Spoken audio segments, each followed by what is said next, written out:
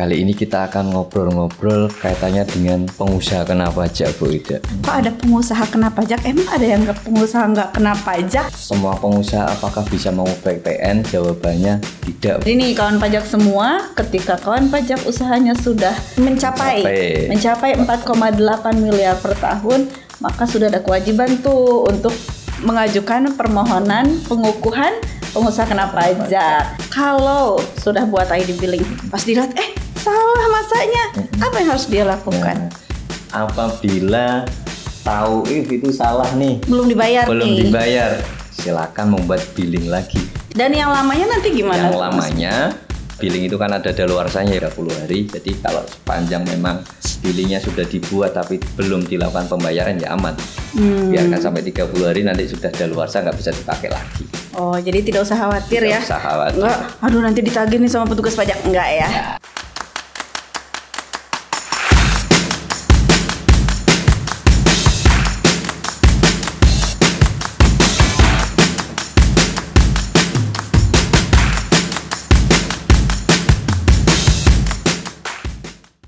Assalamualaikum warahmatullahi wabarakatuh.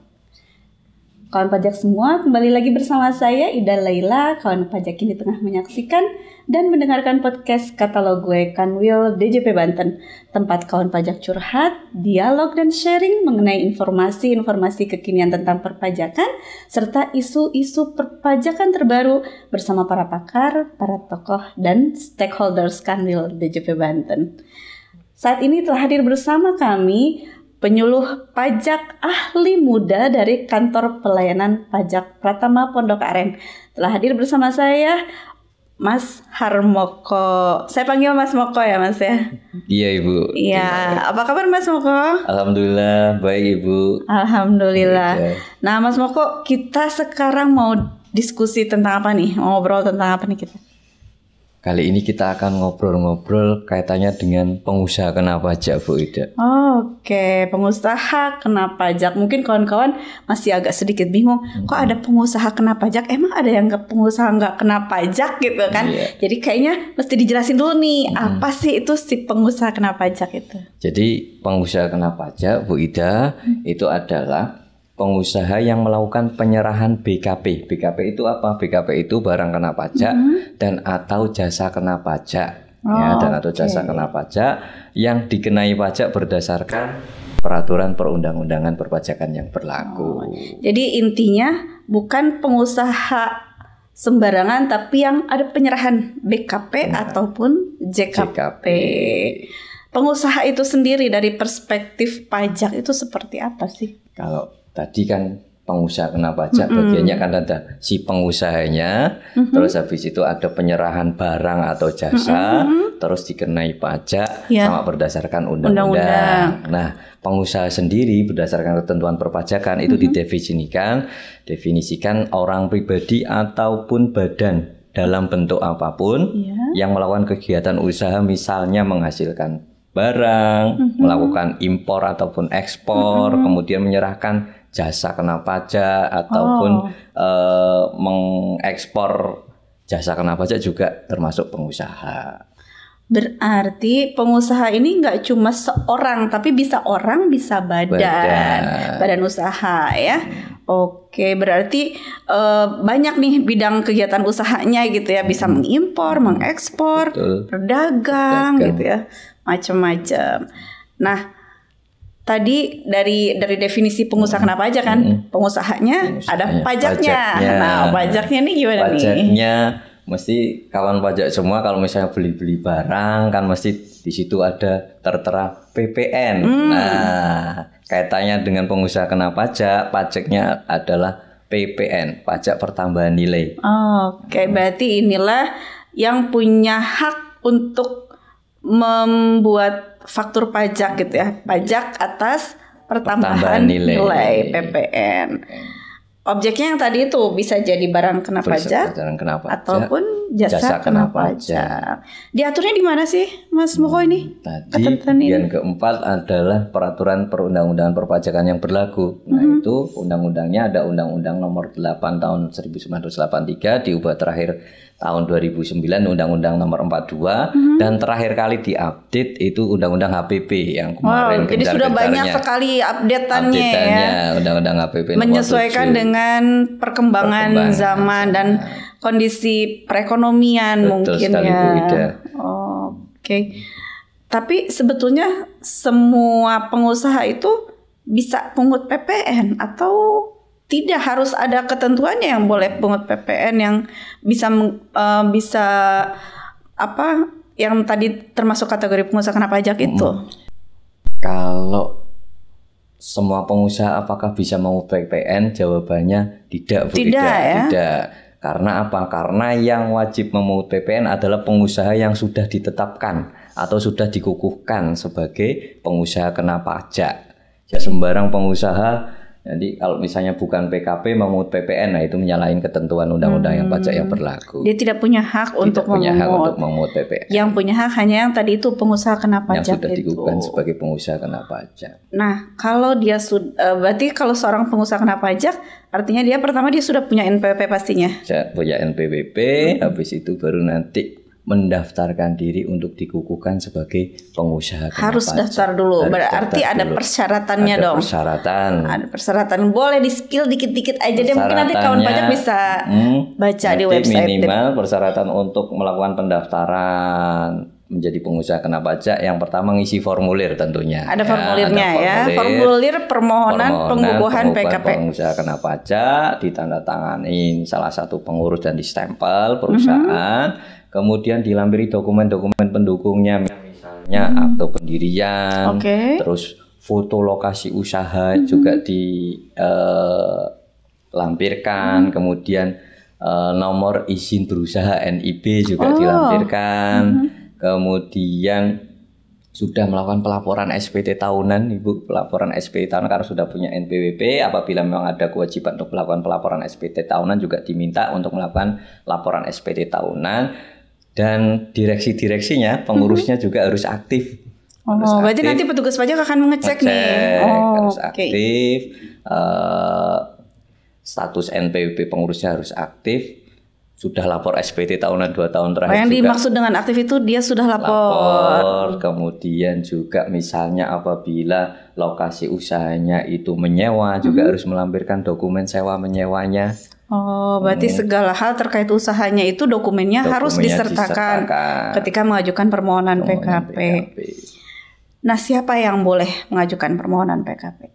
Kalau siapa yang boleh mengajukan permohonan PKP? Semua pengusaha boleh mengajukan. Boleh ya?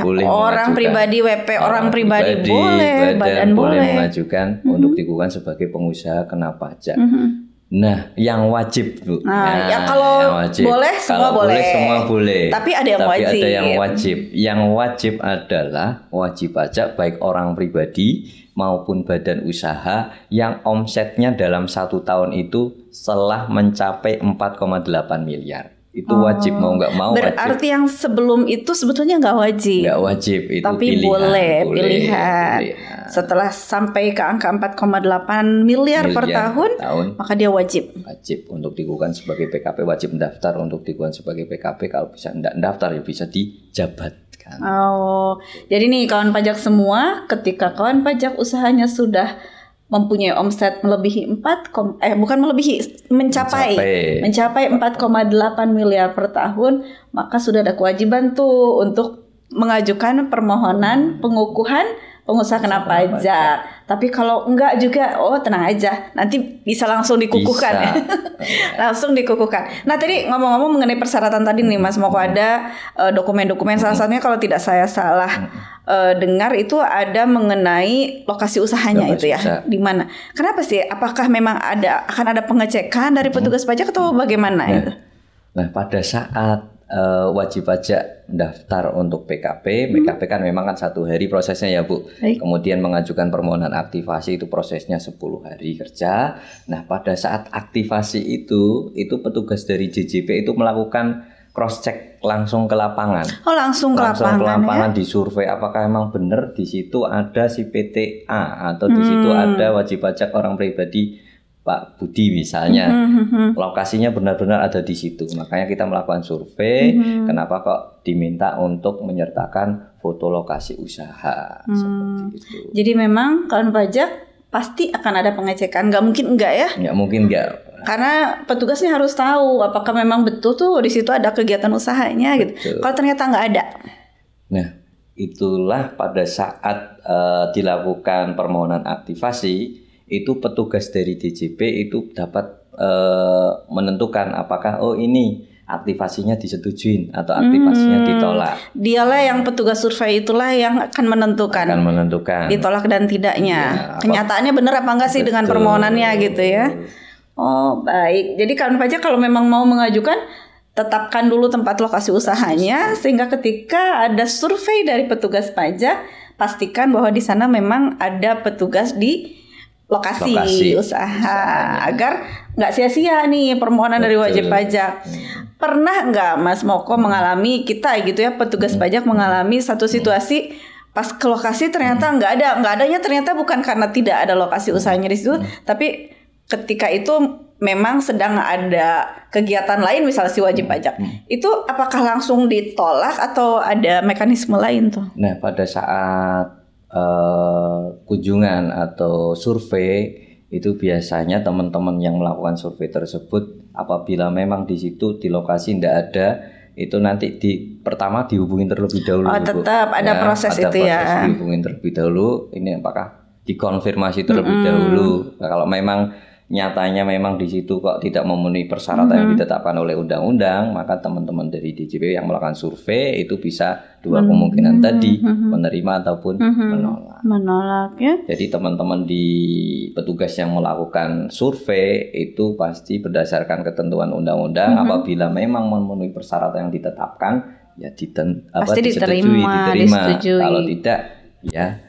Kalau pas datang pun ternyata kawan pajak sedang tidak di tempat, akan dihubungi sama petugasnya ya. Jadi kawan pajak akan dikonfirmasi. Kecuali dikonfirmasi nggak bisa, tanya-tanya dengan lingkungan sekitar juga tidak ada yang tahu. Misalnya, oh berarti ini bohong nih gitu ya. Nah itu kan beresiko terhadap Direktorat Jenderal Pajak juga seperti itu. Maka pastikan kawan pajak ketika mengajukan PKP, kawan pajak sudah mengisi data dengan benar sehingga ketika petugas datang ke lokasi ada di lokasi usaha itu kegiatan usahanya. Oke. Nah, tadi kita sudah bicara mengenai pengusaha, pajaknya PPN, kemudian mengajukan permohonan kalau mau jadi PKP. Nah, kira-kira apa lagi nih Mas Moko yang ingin disampaikan ke kawan pajak? Jadi, apabila kawan pajak semua sudah mantap ya, saya mau jadi pengusaha kena pajak, harus tahu dulu Bu. Harus tahu dulu hak dan kewajibannya. Nah haknya dulu deh. Biasanya suka pengen dengan haknya dulu. Haknya dulu. Hak pengusaha kena pajak itu yang pertama. Itu kalau kaitannya dengan PKP itu kan ada mekanisme pengkreditan pajak masukan. Ya, jadi nanti ya berhak untuk mengkreditkan pajak masukan yang diterima dari pembelian PKP ataupun JKP. Kemudian tadi kan ada penghitungan PK dan PM, pajak keluaran dan pajak masukan. Apabila ternyata dalam suatu masa atau dalam suatu bulan ternyata pajak masukannya itu lebih besar dari pajak keluarannya, maka status SPT-nya kan lebih bayar. Ya, status SPT lebih bayar itu nanti pengusaha kena pajak berhak untuk memilih dua. Yang pertama adalah apakah mau dikompensasikan, yang kedua apakah mau direstitusikan atau dikembalikan. Cuman kaitannya dengan pengembalian atau restitusi Bu Ida itu ada dua mekanisme, yaitu lewat pengembalian pendahuluan ataupun lewat pemeriksaan, dan juga ada mekanisme restitusi yang bisa dimintakan tiap masa atau tiap bulan. Ada yang harus nggak boleh di tiap bulan tapi harus di akhir tahun. Nah, yang bisa mengajukan restitusi tiap bulan itu yang seperti apa? Jadi pengusaha kena pajak yang dalam melakukan transaksinya itu ada transaksi seperti yang disebutkan di Undang-Undang nomor 94B ya, 94B di situ apabila melakukan ekspor, apabila melakukan transaksi dengan instansi pemerintah ataupun transaksi yang dipungut. Nah, itu bisa mengajukan yang namanya pengembalian tiap masa atau tiap bulan. Apabila transaksinya dengan sama-sama swasta misalnya, itu nanti pengajuan restitusinya hanya bisa di akhir tahun di masa Desember. Sebelum kita bicara banyak tentang itu nih Mas Moko, bisa jadi nih kawan pajak ada yang belum paham apa itu pajak masukan, apa sih itu pajak keluaran gitu. Tadi Mas Moko udah bilang nih ada pajak masukan, ada pajak keluaran. Nah, boleh dong dijelasin dikit aja mengenai ini. Pajak masukan dan pajak keluaran. Jadi kalau ngomongin tentang pengusaha kena pajak, mesti nggak bakal lepas dari PK dan PM, ya, pajak keluaran dan pajak masukan. Pajak keluaran itu adalah pajak yang dipungut oleh penjual, Bu, ya, oleh penjual. Dia memungut PPN-nya kepada pembeli, dia jual barang lah, intinya jual barang ataupun jual jasa. Pada saat dia melakukan penjualan dan statusnya pengusaha kena pajak, maka wajib menerbitkan faktur pajak, itu namanya pajak keluaran. Sedangkan pajak masukan ya pada saat dia beli dari siapa? Beli dari sama-sama pengusaha kena pajak. Karena yang berhak menerbitkan faktur pajak dari awal kan sudah disampaikan yang sudah dikukuhkan sebagai pengusaha kena pajak. Nah, pada saat dia beli, dia dapat faktur pajak, itu yang namanya pajak masukan. Nah, jangan keliru lagi nih antara pajak masukan dan pajak keluaran ya. Jadi kalau pajak keluaran itu dia sebagai penjual membuat faktur pajak itu pajak keluaran. Tapi kalau si penjual itu membeli barang, dia sebagai pembeli itu pajak masukan. Oke, itu sebenarnya sudah sangat clear sekali. Baik, selanjutnya itu tadi adalah haknya untuk mengkreditkan pajak masukan. Selain itu masih ada hak yang lainnya kah? Kalau ada terkait dengan haknya tadi emang ada pengkreditan sama dengan restitusi sih, Bu. Ya, restitusi kalau berlebih, pajak masukannya lebih tinggi daripada pajak keluaran, dia bisa melakukan restitusi atau kompensasi tadi ya. Oke, nah sekarang kewajibannya. Kewajiban tadi sudah tahu nih haknya. Kewajibannya apa? Kewajibannya tadi yang pertama kan kalau misalnya omsetnya telah mencapai 4,8 miliar dalam setahun, itu wajib untuk mendaftarkan diri. Nah, itu kewajiban pertama, wajib untuk mendaftarkan diri untuk dikukuhkan sebagai pengusaha kena pajak. Nah, tadi kalau sudah dikukuhkan berarti ada kewajiban untuk memungut nih. Negara minta tolong nih kepada PKP. Minta tolong, kamu sudah dikukuhkan sebagai PKP, mohon apabila melakukan transaksi minta tolong dipungut tuh PPN-nya ya, memungut PPN dan PPN PM yang terutang, pajak penjualan barang mewah yang terutang. Kemudian nggak berhenti di situ, Bu Ida. Udah mungut udah aja enggak ya?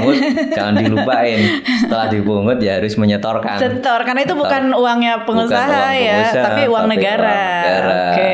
Melakukan penyetoran PPN-nya apabila memang tadi pada mekanisme PKPM ternyata PK-nya lebih besar dari PM, pajak keluarannya lebih besar dari pajak masukannya, maka selisihnya disetor sendiri oleh pengusaha kena pajak, wajib disetorkan. Kemudian juga tadi untuk pajak keluaran mekanismenya seperti apa ya, dengan membuat faktur pajak. Kewajibannya setiap PKP yang sudah wajib pajak yang sudah dikukuhkan sebagai pengusaha kena pajak, apabila melakukan transaksi maka wajib untuk menerbitkan faktur pajak. Nah, kewajibannya berarti menerbitkan faktur pajak atas penyerahan PKP ataupun JKP. Kemudian setelah buat faktur, kemudian melakukan pungut, membayar, yang terakhir jangan sampai kelupaan, Bu Ida, yaitu melaporkan SPT masa PPN-nya. Kapan sih paling lambat boleh lapor?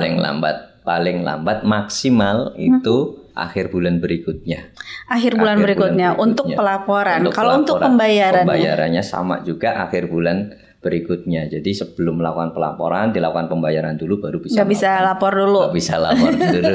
Secara sistem nggak akan diterima ya. Kalau misalnya aku maunya lapor dulu aja deh, ntar aja bayarnya belum ada duit, nggak bisa. Nggak bisa terlapor. Sistemnya udah melakukan penguncian, jadi harus dibayar dulu baru bisa melakukan pelaporan SPT masa PPN-nya. Nah, kalau nih kan wajib pajak nih sudah melakukan itu tadi, mulai dari penerbitan faktur pajak, mengambil PPN-nya itu, kemudian ketika menyetorkan, apakah tiba-tiba kita langsung store atau apa yang harus dilakukan oleh wajib pajak untuk bisa menyetorkan? Untuk bisa menyetorkan tentunya harus ada sarana penyetorannya Bu Ida. Nah, sarana penyetoran apa? Ya harus membuat kode billing atau ID billing. Jadi kawan pajak setelah mengetahui ini, status SPT-nya saya kurang bayar, maka segera untuk melakukan pembuatan ID billing, ya, membuatan kode billing. Buat kode billingnya juga jangan sampai keliru, jangan sampai salah. Ya, kodenya apa itu? Kodenya nanti pilihannya nanti 411211 100, yaitu PPN dalam negeri 100-nya masa. Jangan sampai keliru. Terus juga jangan sampai keliru masanya. Misalnya nih mau nyetor untuk masa Juli, buat billingnya kodenya udah bener Bu Ida 411211 100, tapi masanya salah. Untuk bulan Juli dibuatnya bulan Agustus. Nah, kalau salah seperti itu ya nggak bisa masuk di pelaporan SPT masa PPN-nya, maka wajib pajak bisa melakukan pemindah bukuan. Kalau sudah buat ID billing, baru selesai terbit nih ID billing, pas dilihat salah masanya, apa yang harus dia lakukan? Ya, apabila tahu itu salah nih, belum dibayar, silakan membuat billing lagi. Tinggal billing lagi, buat billing lagi yang baru, yang benar. Dan yang lamanya nanti gimana? Yang lamanya apabila memang tidak dilakukan pembayaran, nanti akan ada billing itu kan ada daluarsanya ya Bu Ida ya, ada daluarsanya 30 hari. Jadi kalau sepanjang memang billingnya sudah dibuat tapi belum dilakukan pembayaran ya aman. Biarkan sampai 30 hari, nanti sudah daluarsa nggak bisa dipakai lagi. Oh, jadi tidak usah khawatir ya? Tidak usah khawatir. Enggak, aduh nanti ditagih nih sama petugas pajak, enggak ya? Kalau memang sudah dibuat billingnya tapi ada kesalahan di situ, silahkan abaikan, nanti buat lagi billing yang baru sesuai dengan data yang benar. Jadi kalau boleh nih, saya sedikit menyimpulkan nih Mas Moko ya. Kalau si pajak keluaran itu lebih besar daripada pajak masukan, maka itu disebut sebagai kurang bayar. Dia harus bikin billing dengan kode billingnya itu kode apa tadi? 411211 100. Kemudian setelah dibuat billing dia harus bayar. Setelah bayar dia lapor. Kalau misalnya pajak keluaran dan pajak masukannya sama nilainya, berarti tinggal lapor saja. Tidak perlu ada yang dibayar. Tidak perlu bikin billing 0 rupiah. Nggak perlu ya. Jadi dia langsung lapor. Kalau ternyata pajak keluarannya lebih kecil daripada pajak masukan, berarti ini kelebihan. Dia bisa mengajukan tadi itu. Hak sebagai pengusaha kena pajak. Restitusi atau kompensasi atau restitusi. Kompensasi artinya diperhitungkan dengan masa pajak berikutnya. Atau di restitusi itu minta dikembalikan. Resikonya kalau dikompensasi, apakah kompensasi dan restitusi ini apakah akan dilakukan pemeriksaan terhadap wajib pajak atau gimana? Jadi tadi apabila statusnya lebih bayar itu kan bisa mengkompensasikan atau restitusi. Restitusi juga tadi ada 2. Nah untuk kompensasi emang nggak ada pemeriksaan. Itu mah tinggal ditulis aja situ kompensasi bakal langsung ke masa berikutnya. Nah, cuma nanti kan tadi kompensasi ternyata pada saat di masa Desember statusnya juga masih lebih banyak. Masih kelebihan juga. Kan nanti mengajukan permohonan restitusi. Wajib kalau di akhir tahun itu? Kalau di akhir tahun wajib pajak bisa juga mengkompensasikan ke tahun berikutnya, bisa juga mengajukan restitusi apabila memang tidak memenuhi ketentuan di 94B Undang-Undang PPN, nggak ada transaksi dengan ekspor, instansi pemerintah ataupun dipungut PPN-nya yang faktur pajak 07. Apabila memang tidak ada transaksi seperti itu kan, misalnya wajib pajak menghendaki untuk restitusi di masa Desember, maka pemeriksaannya di masa Desember dan kompensasi itu juga dilakukan. Kompensasi juga diperiksa akhirnya. Apakah memang benar nih penulisan kompensasinya, apakah sudah sesuai dengan ketentuan. Kemudian tadi apabila restitusi, ya restitusi kan ada 2 mekanismenya ya, pendahuluan dan pemeriksaan. Apabila pendahuluan diteliti sama teman-teman peneliti, ya sama-sama teman-teman peneliti, apakah data-datanya yang dilaporkan oleh pengusaha kena pajak di sistem kita udah sesuai. Apabila memang udah sesuai, lolos. Hanya pengecekan di sistem saja. ya, sama di ketentuan peraturan perundang perpajakan emang udah memenuhi ketentuan, dapat dikembalikan apabila langsung ya. Itu dalam rentang waktu berapa lama tuh? 1 bulan. 1 bulan, wow. Tapi misalnya lewat pendahuluan tadi, permohonan pendahuluan diteliti dalam masa 1 bulan itu ternyata dari teman-teman peneliti, oh ini tidak memenuhi ketentuan, oh ini di sistem tidak ada, ya mekanisme nanti diteruskan ke pemeriksaan. Oh berarti ini kawan pajak ketika mengajukan akan mengajukan mana dulu nih, pengembalian pendahuluan atau pemeriksaan biasa? Kalau mengajukan pengembalian pendahuluan berarti dia harus sudah jadi WP yang patuh lah kasarnya gitu ya. Tidak ada lagi yang salah-salah dalam pelaporannya dan sebagainya. Itu kita bisa langsung kembalikan dalam waktu 1 bulan. Tapi kalau ternyata ditemukan oh masih belum pas nih pelaksanaan kewajiban si wajib pajak, maka akan dilakukan pemeriksaan seperti biasa. Nah, pemeriksaan seperti biasa ini berapa lama wajib pajak bisa menunggu? 12 bulan. Oh, 1 tahun ya. 1 tahun.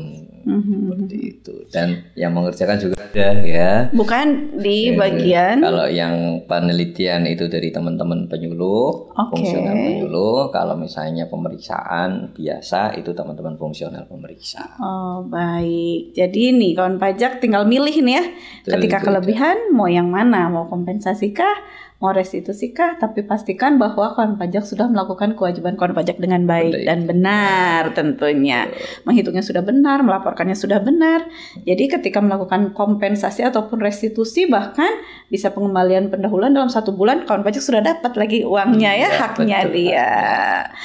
Alhamdulillah tuh kawan pajak, ternyata mekanismenya begitu beragam. Kawan pajak bisa pilih sendiri mana yang kawan pajak lebih suka. Nah, Mas Moko, selain mengenai mekanisme tadi, apalagi yang perlu kawan pajak ketahui tentang pengusaha kena pajak?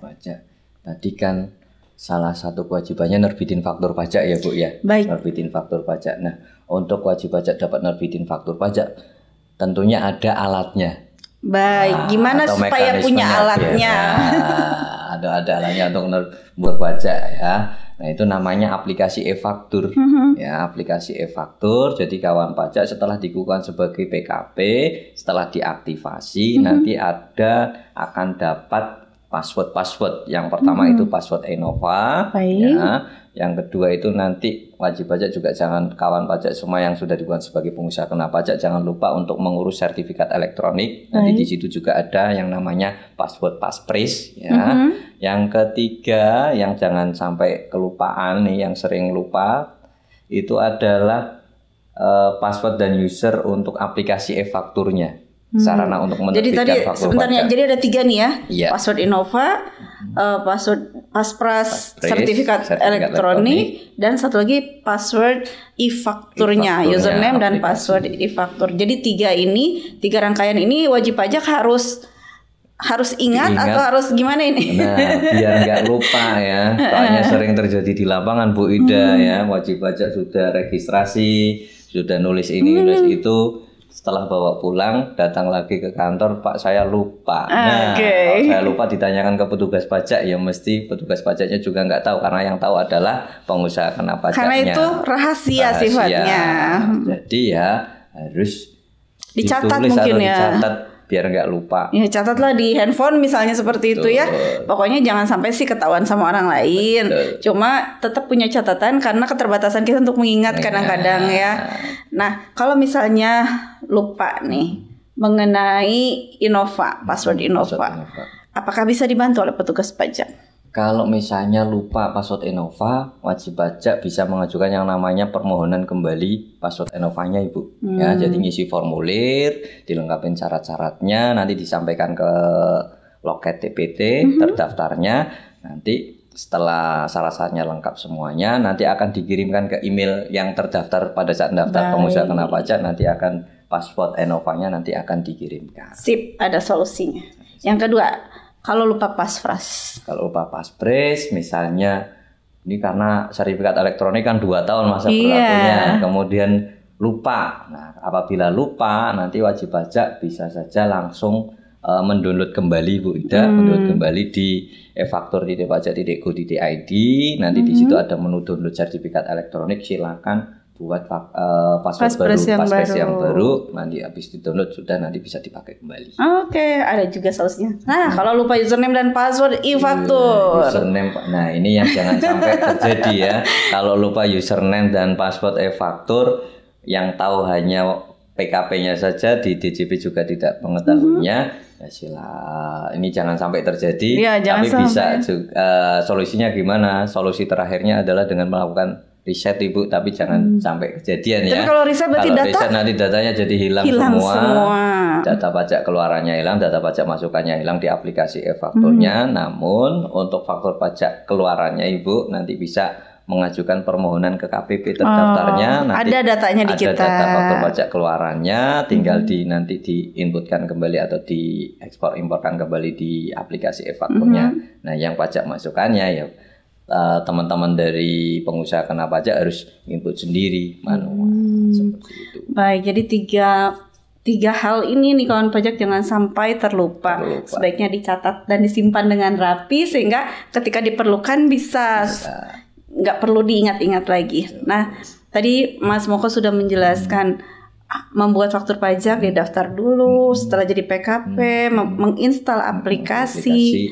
Terus kemudian jangan lupa 3 password itu. Setelah diinstal nih aplikasi, dia harus bagaimana caranya supaya dia bisa menerbitkan faktur pajak. Untuk bisa menerbitkan faktur pajak berarti harus punya dulu nomor seri faktur pajak. Nomor seri itu langsung dikasih ketika install aplikasi atau harus minta dulu? Harus minta terlebih dahulu ya kawan pajak. Dan mintanya tapi jangan khawatir, nggak perlu datang ke KPP terdaftar, bisa secara online. Dari aplikasi yang dia punya sendiri. Dari web di e-faktur.pajak.go.id Bu, nanti di situ ada yang namanya permintaan NSPP. Nah, dari permintaan SPP itu kawan pajak nanti bisa minta, tinggal diinputkan minta berapa, nanti akan disetujuin. Apabila disetujui nanti tinggal di-download saja jatahnya nomor sekian sampai dengan nomor sekian. Nah, nanti kawan pajak jatah nomor serinya itu nanti diinputkan di aplikasi e-fakturnya, baru nanti bisa nerbitin yang namanya faktur pajak. Kalau belum ada nomor serinya otomatis nggak bisa terbitin faktur pajak. Nerbitin faktur pajak, dan otomatis nanti apabila lawan transaksi minta faktur pajak kan. Iya, padahal udah jadi PKP tapi nggak bikin faktur ya, rugi sendiri ya Mas Moko. Udah minta nih, misalnya minta 100 misalnya ke sana gitu ya, sudah dapat 100 nomor. Tapi ternyata sampai akhir tahun nggak habis nih, ternyata bisnis nggak terlalu bagus gitu ya, transaksi nggak terlalu banyak, akhirnya tersisa lah si nomor seri faktur pajak ini. Apakah ini harus dikembalikan atau dibiarin aja di sistem dia akan hilang atau seperti apa?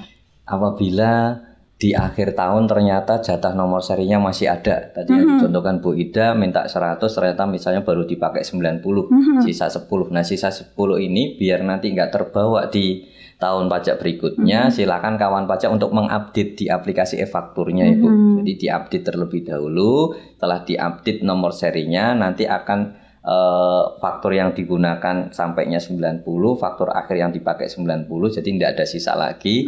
Kalau misalnya masih sisa nggak diupdate, nanti akan terbawa ke tahun berikutnya pada saat membuat faktur, cuman bisa berhasil ngerekam, tapi pada saat ngupload mesti ter-reject atau nggak bakal gagal untuk otomatis by system dia akan ter-reject. Nanti akan ke-reject. Jadi kawan pajak jangan sampai lupa, apabila memang terdapat sisa nomor seri faktur, silakan diupdate di aplikasi e-faktur. Kalau diupdate akan hilang dari aplikasi itu sisanya.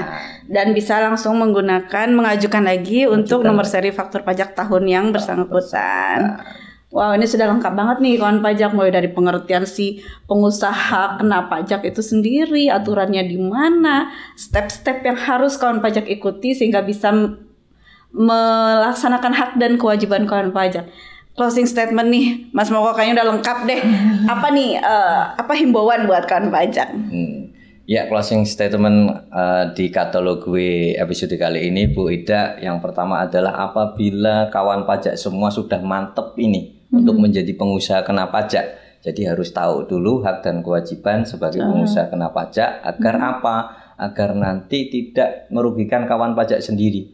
Apabila sudah dikukuhkan sebagai PKP, maka hak dan kewajibannya sudah melekat. Contohnya tadi kewajiban untuk menerbitin faktur juga harus memenuhi ketentuan formal material, kemudian juga kewajiban untuk melakukan pelaporan, pembayaran juga jangan sampai kelewat. Karena kalau misalnya kelewat, misalnya tadi tidak melakukan pelaporan atau tidak melakukan pembayaran tepat waktu, nanti ada sanksinya, ya ada sanksi.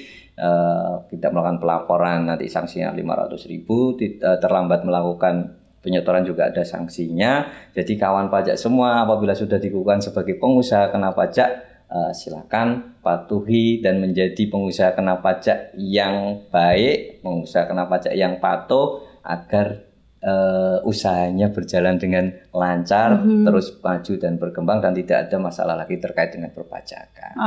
Oke, keren banget. Jadi kawan pajak tuh pesan dari Mas Moko, ayo laksanakan hak dan kewajibannya dengan baik dan benar. Kalau nggak ngerti boleh nanya ya ke kantor pajak. Boleh nanya. Terbuka, ada lewat telepon. Bisa lewat telepon, bisa chatting, lewat chat WA. Bisa juga datang kalau pengen langsung datang gitu. Aduh, aku pusing deh kalau lewat telepon kayaknya nggak ngerti-ngerti. Langsung datang ke kantor pajak pun dipersilahkan. Bisa datang ke kantor pajak mana saja. Oke, terima kasih banyak Mas Moko atas ilmu yang sudah di-sharing mengenai pengusaha kena pajak pada episode Katalog kali ini. Mudah-mudahan kawan pajak semua bisa memahami apa yang kita diskusikan pada hari ini. Terima kasih atas ilmu dan sharingnya, dan terima kasih juga untuk kawan pajak semua yang sudah rela menyaksikan dan mendengarkan podcast Katalog Gue Kanwil DJP Banten kali ini. Jika kawan pajak ingin mengetahui informasi perpajakan lainnya, kawan pajak boleh akses media-media sosialnya Kanwil DJP Banten. Ada YouTube, ada Instagram, TikTok, Spotify, Twitter, semuanya di @kanwil_DJP Banten. Kawan pajak semua, terima kasih atas perhatiannya. Billahi taufiq wal hidayah. Wassalamualaikum warahmatullahi wabarakatuh. Waalaikumsalam warahmatullahi wabarakatuh.